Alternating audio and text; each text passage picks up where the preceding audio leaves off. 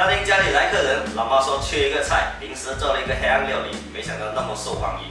薯条炒牛肉，佐料2个土豆，25块钱牛肉，配料有葱头、红辣椒，还有一点文水。先来腌制牛肉，这是后腿上面一点点的肉，接近骨头的。牛肉够新鲜，不用洗，加一勺水把它打一下。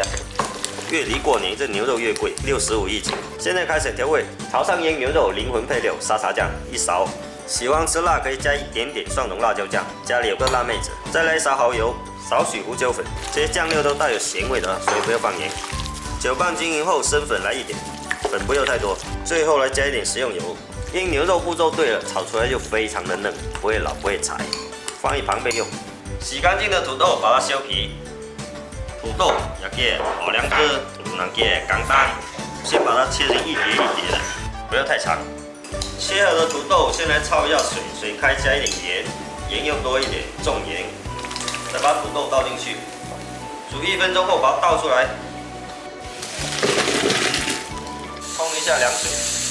焯好水的土豆来打一点干生粉，像炸薯条一样，打好上锅炸，油温烧到5成热转小火，土豆放进去，要全部一起倒啊，倒了粘在一起。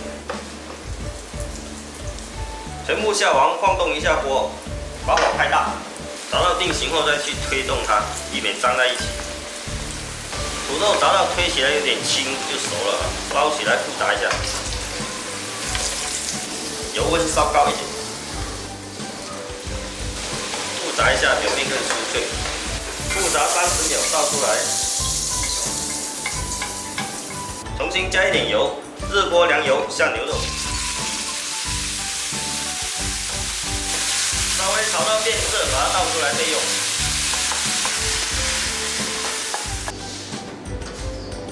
重新起锅烧油，下葱头、辣椒片，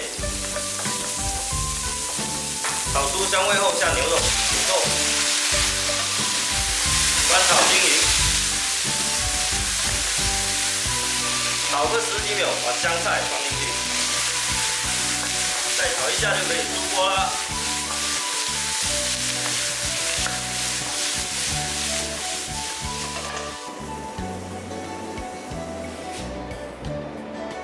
薯条炒牛肉鲜香味美又下饭，做法还特别简单，唯一的缺点就是牛肉太贵。